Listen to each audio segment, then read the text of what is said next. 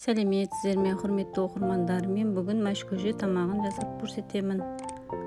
Өте дәмді оңай тамақ, сіздер де менімен бірге жасап көріңіздер.